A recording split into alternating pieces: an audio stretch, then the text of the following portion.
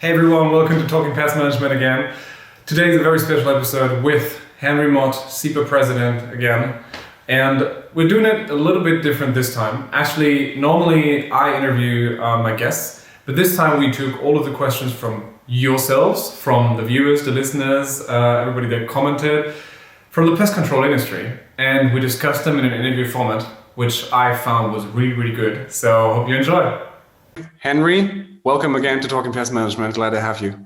Well, yeah, thank you very much, Daniel. It's nice to be back again. I've been watching many of these that you've been doing over the past 12 months.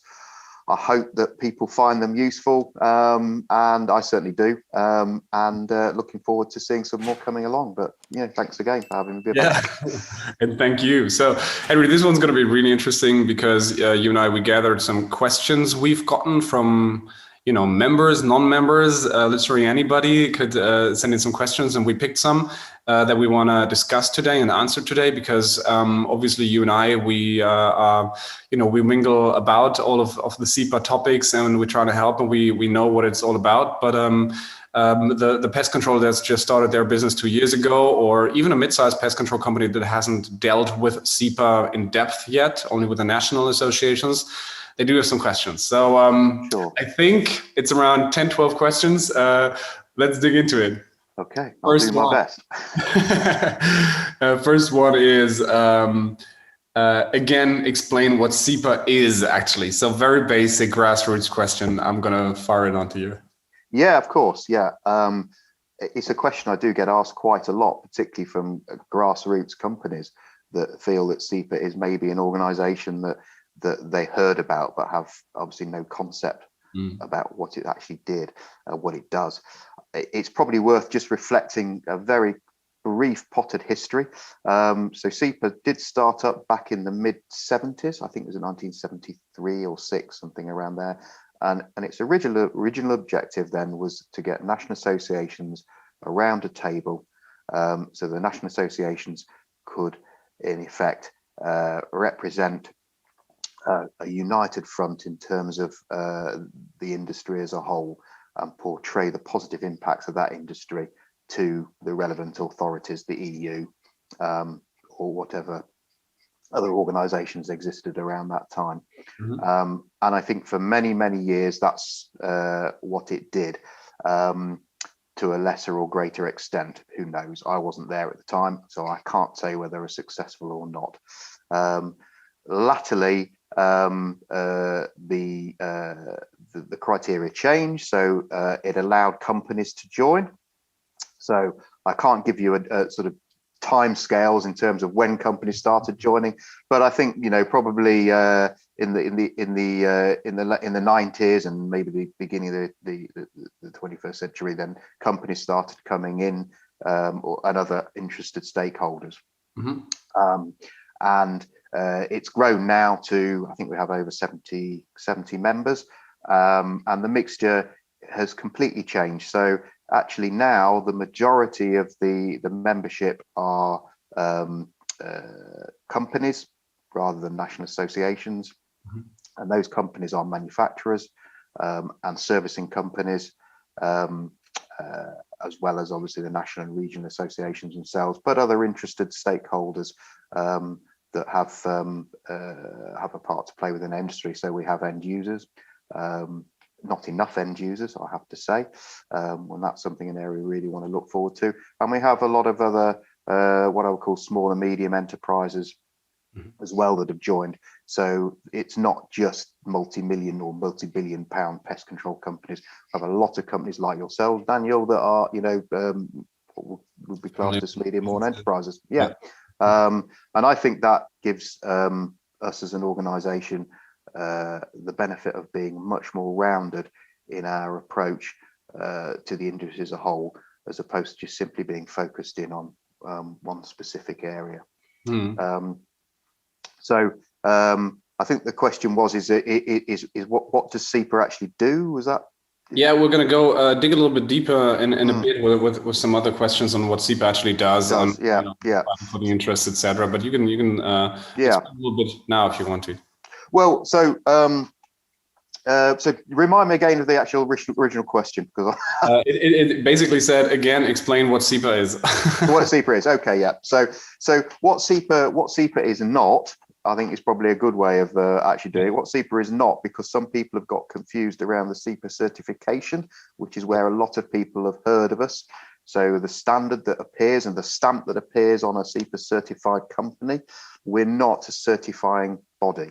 We don't certify at all. All of the certification is carried out by independent companies, both international companies like Bureau Veritas or DQS that people be heard of, or also more regional other certifying bodies that operate in individual countries. Mm-hmm. And those certifying bodies are controlled by the national or regional associations that operate within those countries. They are the ones that receive the income from it, as well as obviously the certifying bodies, and they are the ones that control it overall. What CEPA is, and what I believe it should be, is largely a lobbying organisation that defends our industry, not only in terms of the toolbox, as we like to call it. So to talk about the products, which is the toolbox, but also the methodology behind using that toolbox as well. Yeah. I regularly have this conversation with all sorts of people where they're talking about products and the importance of maintaining the products, but the products that we have, if you can't use them in the way they're meant to be used, they serve no purpose. So it's both of those. Yep. And I believe that's probably the major role for CEPA now and in the future.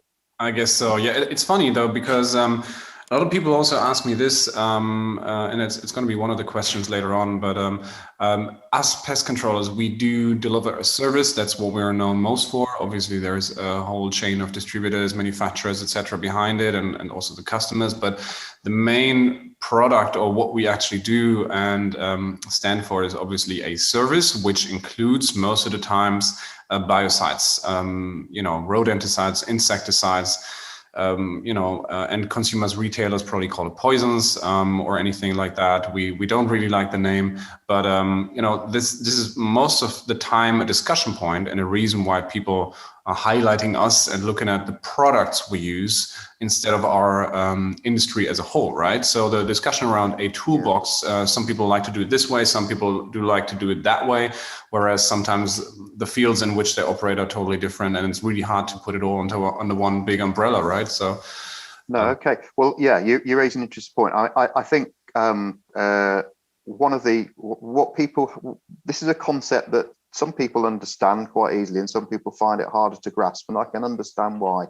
The professional pest management business, about delivering a service, as you rightly put, is a service that, we do use products. We use a whole range of products, but what we are not are biocide users. And people say, oh yeah, but you're biocide users because you're putting down biocide. No, we're not. We're professional pest controllers, and who use products. We use the products that we're allowed to use. Exactly. We, as professional pest controllers, don't make those decisions on what products we can use or how we can use them. We simply, in simple terms, we purchase something, we read the label, we apply it, but we're applying that based on the knowledge and the experience and the skill that we have. Yeah. So the toolbox, the bigger the toolbox that we have available for us, the more effective that we can become. But what we are not, as professional pest managers, in my opinion, and I think hopefully everybody agrees in this, we're not experts in biocides. We're experts in pest control. Exactly. It's similar in my eyes. If there's a friend of mine has a company that paints houses or churches, etc. And obviously the paint, if you would drink large quantities of it, you would die. There's various symbols, hazardous symbols on it. But obviously the industry in the past decades or 100 years has worked on making these products more sustainable, etc. So it's an iterative process that's inherited in every industry as such. So we should not be, I agree with you, reduced to users of paint or traps or biocides or whatnot. Yeah. We absolutely devalue our industry. Exactly. If we align ourselves with, we're only as good as the products we're allowed to use. Yeah. You know, if that was the case, then why bother training? Exactly. Why bother Yeah. training? Exactly. Yeah. Just go to your hardware store, pick up a chemical. That's it. Exactly. You're done. Yeah. Why do you even need us? Exactly. Yeah.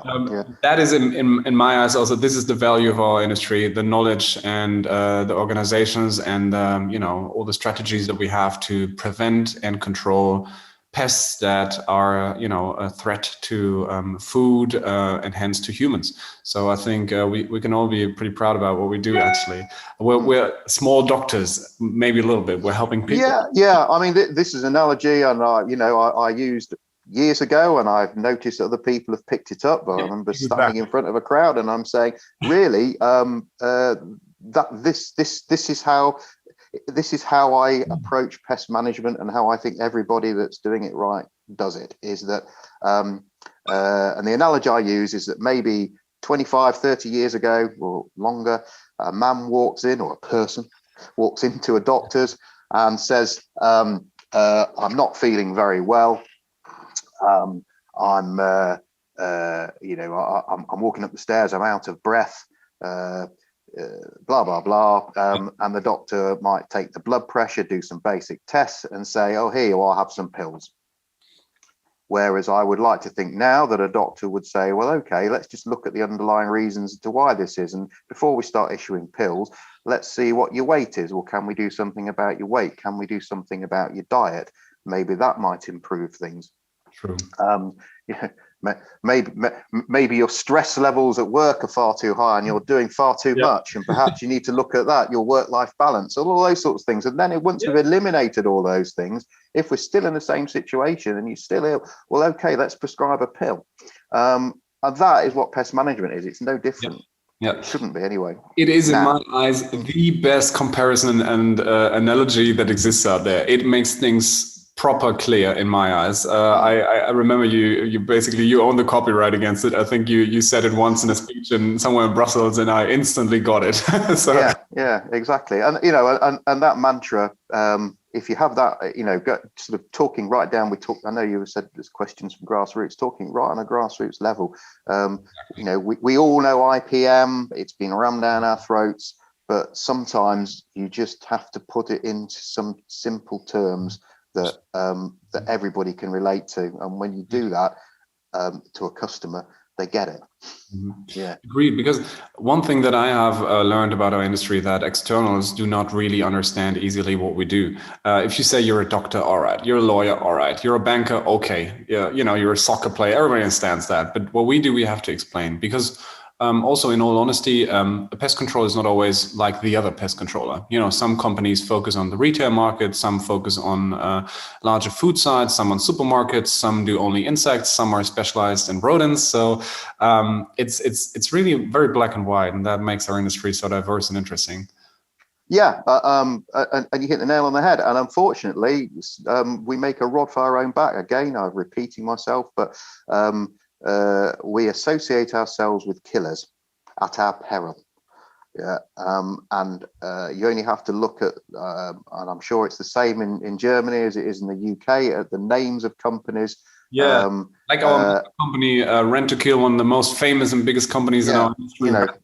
Rent to Kill. Yeah, I mean, it's there is no way. I think I've said this before. In fact, I'll probably have said everything I tell you today many times before, but if a group of people were sitting around a table, wanted to come up with a company name, and somebody said, why don't we call ourselves Rent to Kill in the 21st century, they would probably be out of a job. Yeah. Probably. Yeah. But we are where we're at. But still now, new people coming onto the scene, I'm sure it happens here. There's companies setting up all the time, and there's still this underlying sense of I'm out to destroy. Oh yeah, or don't you worry, I'll wipe every alien off the planet. Yeah, and it's just God Almighty. You know, when are we going to wake up and smell the coffee? Times have moved on, and it's no. You know, we're not going to wipe everything off. What we're going to do is keep your business safe. Exactly. Yeah. I mean, I sometimes wonder where does it come from? You know, what's the history, and why do you have people have such an impression of pest management? And I remember back in the days, my parents actually both started working at Rentokil. So, funnily enough, my mother started it like in the 80s. She started working with Rentokil in Germany, and I remember that my father was he was a branch manager for Rentokil, and he has some technicians under him that most of the time they would actually spray and fog. And, you know, spraying and fogging is, I think, decreased from, let's say, 78% of the time that you did it. It was one of the biggest parts in our service industry, shared one of the biggest parts in volume. And now we're solely doing it. You know, everybody's gel baiting or doing other things and using pheromones or whatnot. So there are better methods. And I think that it's stuck in the minds of people, also with the Ghostbusters, with a big thing and the gas mask, etc. So maybe that impression has lasted, but that's why we exist. We're here to educate and let people know it's a thing of the past. Yeah. No, well, I mean, I mirrored your father, because I was exactly the same, working in London for, you know, Rentokil. I started as, you know, all the way through the usual sorts of routes, and you know, you are a product of what you're taught, and what was allowed, and it's different environment, you know, and it's in the past. Yeah. Absolutely. Okay, let's head to the next question. So, what has happened the past 5 years? I mean, we did discuss a bit of it, but some people are asking me, you know, some of them told me, you know, I've always just been participating in the national associations meetings, and I didn't even have a look or got an update of my national association of what CEPA did in the past 5 years. We remember them from being a certifying body, but what happened the past 5 years? We've also been working, you know, with Paloma and her team pretty heavily. So all of these things had an impact. Yeah, if you would wrap it up, how would you describe it? Okay. Well, I think, like all organizations, from time to time, they have to sit back, take a good hard look at themselves, and look at the areas where they're perhaps not performing so well, or where things aren't necessarily clear. And one of the biggest issues that we had with CEPA is, as I said, it's been around for God knows, you know, 50 years, and nobody really had taken hold of the basic fundamentals of running any organization, which is get hold of the statutes. All very boring stuff. Yeah. Oh, yeah. Get hold of the rules. You know, let's have a look at these. Let's see exactly what they are, and decide whether they're still fit for purpose. And they weren't. And whilst, you know, to the average Joe on the street, perhaps wouldn't, and quite understandably doesn't have a lot of interest in that, we certainly spent the best part of a year just sorting that out. And one of the fundamental changes that we came to realize was that, which links into, I think, your question about you know, involvement from other people, was that CEPA stands for a Confederation of European Pest Associations. Blatantly, yeah, it no longer is a Confederation of European Pest Associations. The membership, as I alluded to earlier, was largely made up of companies, both manufacturers, distributors, and pest control companies. But we couldn't simply say, oh, we're going to change our name, because the name is synonymous with, you know, what we've been doing for over all of these years.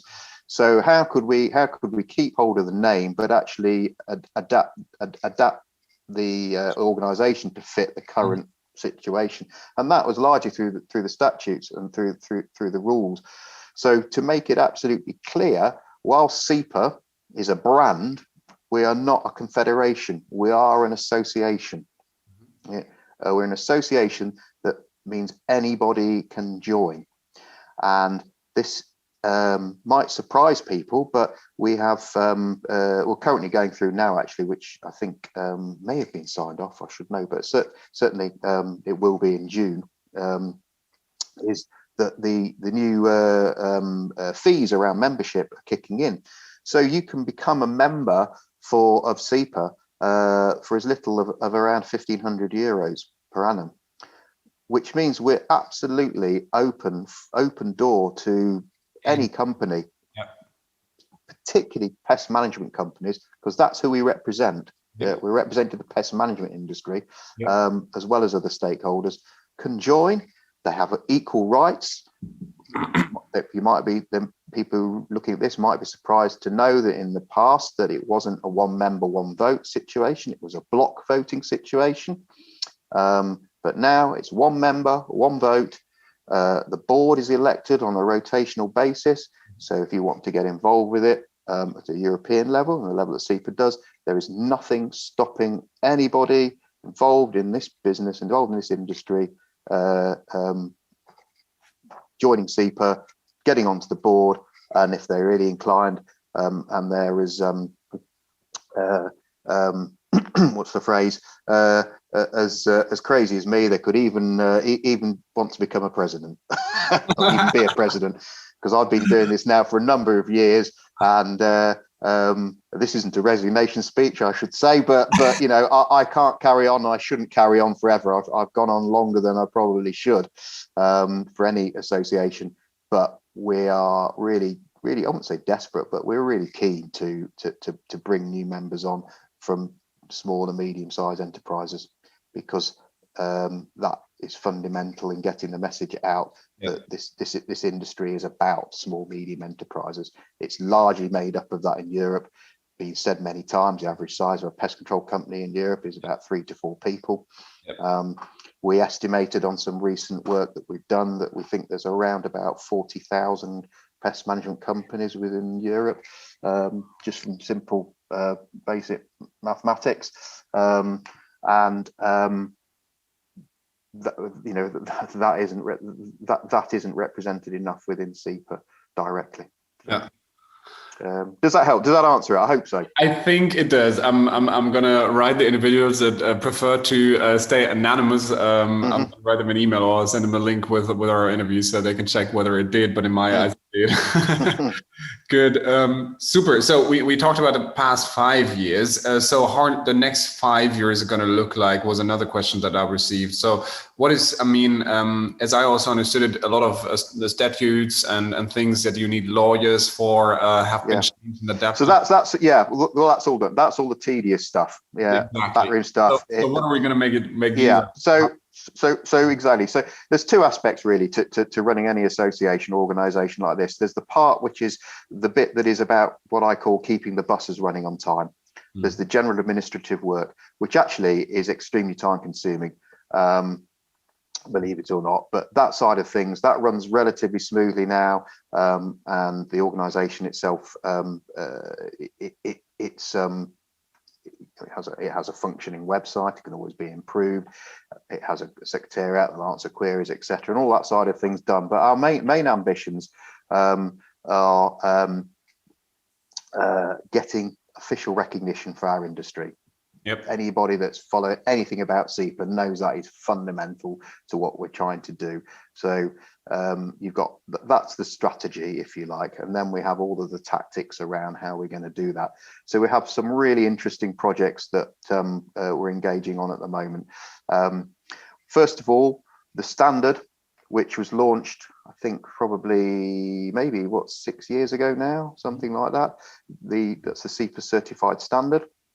So that has that's been a slow burn, let's be honest. In some countries it's been taken up very well, very rapidly, and in other countries it hasn't been, and there's a whole raft of reasons why that is the case.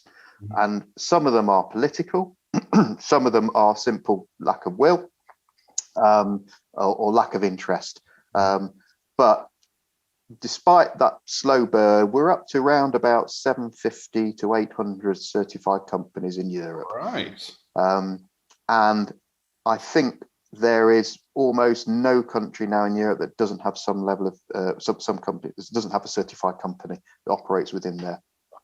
Some have in the hundreds, some in the sort of 20s or 30s. Yeah. And like I say, I'm not going to go into the details of why it's been taken up in some countries and not others, because it's just complicated. And yeah, it is. But the key behind getting that level of companies certified in there was part of the overall tactics in terms of our lobbying. So we can now turn around and say, look, across Europe, there's a network of companies that are all independently audited that meet this minimum standard, this SEN standard. So it's not the standard that we've invented. It's a standard that's been ratified at a European level. And therefore, that leads then into saying, well, okay, this is effectively what a professional pest management company should look like and how they should operate. So what can we do with that once we've got that there?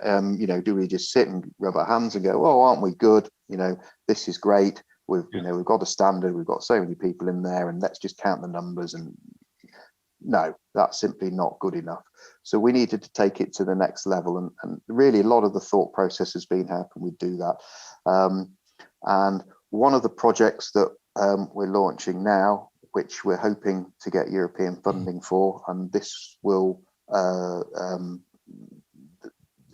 happen almost 99.9% certain in the next year or so, is we've been looking at how we can use CEPA certified companies that by definition employ the IPM strategy, integrated pest management strategy, as laid out in our memorandum of understanding, which if anybody hasn't seen or heard of it yet, then I suggest they go on the website and look at it. But it's a 3-city strategy where we are going to hopefully demonstrate how integrated pest management approach will the integrated pest management approach to pest control will demonstrate how controlling a rodent population, because we're going to speak specifically to rodent populations, is far more successful than simply employing a strategy of, in essence, a biocide-based strategy only. This is being done through CEPA. There will be a tender process that goes out, and it's going to be run through the national associations. So national associations in the country will be looking to put bids in, looking to employ companies within city regions. Everything will be explained, it'll all come out. But this project, at the end of it, what we hope to do is to show, look, this is the difference between what a professional pest management company and the results it can do, as opposed to just simply saying, oh, well, effectively a bar side user. That's what they do. Exactly. So that's something really exciting that we're working on at the moment. The other area that we are developing more, which is our IPM and our MOU, is simple direct lobbying within Brussels itself. And this is obviously a key tactic in gaining that recognition of professional pest management as a service in its own right. The whole CEPA itself it is a giant lobbying body.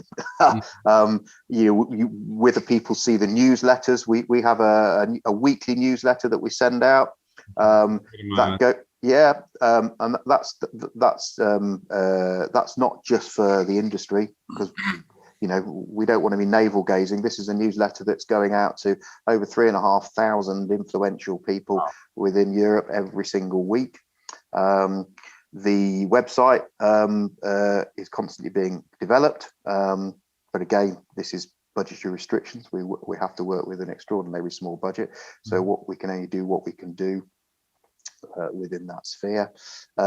We have the various working groups. One working group is the professionalization working group that is trying really hard to achieve something that may prove impossible. But if it does, then so be it. But nobody will say that we can't. We haven't tried to actually put together a universally recognised level of training, standard training, that every country across Europe can say that is the benchmark. Yeah. Nice. that they're working on that. As I said, that we've got the scientific committee that's working on the three city strategy, and we also have another working group that's constantly looking at how we can put the right message across in terms of what we talked about earlier, which is we're not killers, we're carers. Yeah. So all sorts of really good groups that people can get involved in, and like I say, for a relatively small annual fee, your voice will count in this organisation as much as the largest companies that we're all familiar with. Yeah. Good. I think that puts an answer to that question. I'm definitely going to forward that one to the one person that honestly asked that one, or is asking me that oftentimes. I think that was a brief 5-minute overview of what the next 5 years or what can be expected from the next 5. Also, I just typed down "We're not killers, we're carers" as a quote, because I really thought it was, again, hitting the nail on the head. So pretty good analogy to what we've earlier discussed with the doctor analogy. So. Super, thank you for that. Okay, the next one is impact on our industry. Honestly, I think we have checked that one. So yeah, the next one we already also briefly touched, which was national associations and their hand in CEPA. What kind of hand or role do national associations play? You already said we're not a confederation. We are an association. So from my point of view, as a German, we do have various associations, some smaller, some minor, some better known, some not so well known, operating only locally in areas or counties, etc. But they do not overly communicate what CEPA does. In fact, I do believe they barely do so. The major ones that I am in touch with do not really explain to their members what CEPA does and or how can they actually help. So why is that? I guess that has been the core of the question, because I know who asked me that one. Or okay. The simple fact, we said it before, is you know, you're a sole trader or working in a small company, 2 or 3 people. You may have come across CEPA purely by the CEPA standard, and that's all you know about CEPA. Well, CEPA is, or was, as we said, national associations. The national associations that are members of CEPA have access to all of the information and everything that CEPA does directly, and it's all sent through them. We are reliant on those national associations to pass that that information down to their membership. Yep. We don't. You know, it'd be the wrong use of any budgets that we do have to be going direct to individual countries' national association members, and frankly, it wouldn't be correct anyway, because that would be seen as stepping on their toes, understandably so. And we're not. One of the criteria for being a member of CEPA is you have to be a member of your national or regional association that is a member of CEPA. Which is worth repeating. So yeah, it is a frustration of mine when I hear, I'm a member of a national association, but I have no idea what CEPA does. And there is this completely wrong impression, I think, that some people get, that it is, some sort of higher level only for the big corporates. Yeah, exactly. Yeah, just a big corporate level thing where they're just feathering their own nest. No, it's not at all. It's all. I mean, I run a small medium enterprise. I would not waste my time sitting in an organisation that was simply out there just to drive forward the benefits, the perceived benefits for bigger companies. It doesn't. Everything filters down. We are reliant on those bigger companies because they have the budgets and they have the money, and they're the ones that are prepared to put some of their money into CEPA to get the message across for everybody. So that is No, I mean, I'm going to defend big business here as a small enterprise. You know, that they without them and without their input, both financially and actually in terms of a lot of the work that gets done around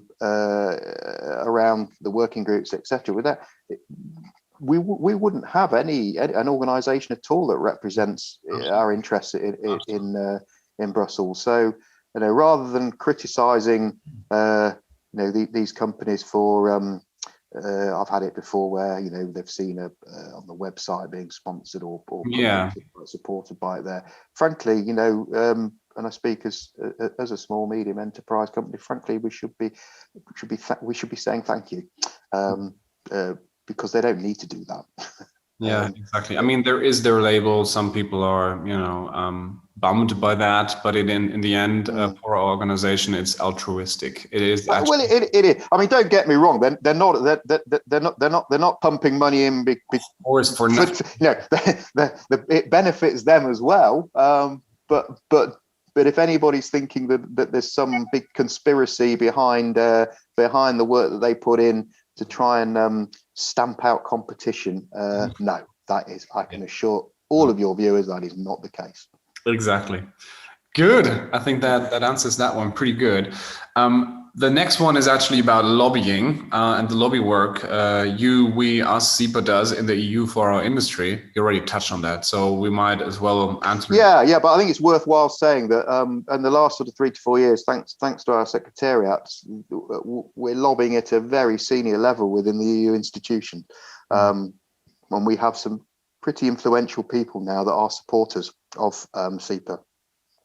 One area that I really would like to mention is the Committee of the Regions, which is effectively one down from the Parliament, that give our industry, and I say our industry, it's not CEPA, it's our industry, they give us the benefit of their buildings in Brussels to hold our meetings in. So we actually meet in an EU institution buildings, which gives us a lot more credibility than meeting in some backstreet hotel. Yeah. And having their support, I think, as well, in terms of our 3-city project, because effectively, for those that aren't aware, in my layman's terms, the Committee of the Regions is representative of the mayors, if you like, of regions within countries within Europe, or in the UK we have boroughs, that kind of thing. So that we're known, and nobody knew who the hell we were 5 years ago in Brussels. I can tell you that our industry even existed. Yes, which would have put us in a difficult place when at one time somebody without our interference would have decided something that would have had an immense output or a transformation for our industry without us being able to at least interfere. So yeah, I mean, we get invited to sit on numerous bodies and put our opinions forward, and positions forward, and raise the importance of what we do. Because people often that are making decisions are, by their very nature, completely detached from the actual importance or the job itself. Absolutely. And we've had experience of it before where decisions are made without the proper consultation, and only a few years down the line, or even less than that, we see the consequences of it. Exactly. So we are being heard. We got to be somebody that is on the list and will be asked, and we are just known that this is our work. We are operating our work in these industries, and it is for the sake of X, Y, Z, and we can interfere when there are decisions made upon anything legislative that could touch the work that we currently do. Well, they do. They come to us, and this is where it's very important that we come right back to where we started about this distinction between biocide users and professional pest controllers. Yeah. Biocide users have their own lobbying bodies. They have CEPA, which people may be familiar with. That's where biocides, and that's where the discussion happens. If we're just simply seen as being part of that group, then we don't make the argument for the importance of our industry as a whole. We're just making an argument for saying we want biocides. We make the argument for saying professional pest management is a vital industry for protecting public health. Yeah. And it's some I know people say, "Oh, that is one and the same thing." It really isn't. It is not the same thing at all. We're not professional pest managers. We're not biocide users. We are professional pest managers, and that is the root of our lobbying. Exactly. Yeah. I really hope that a lot of people are going to watch this, because this needs to be, the core thinking process of everybody that has in mind what CEPA does, or, why we spend so much of our time doing and fighting for what we do, everybody included. All right, wow, what an exciting interview. I hope you enjoyed it just as much as I did. And I gotta say, we're continuing next week. It was a long interview, so we split it into halves, and next episode is gonna go live next week. And bear with me, because next week, in my honest opinion, there are some really, really cool key points that we're gonna discuss together. So stay tuned and see you next week. Bye-bye.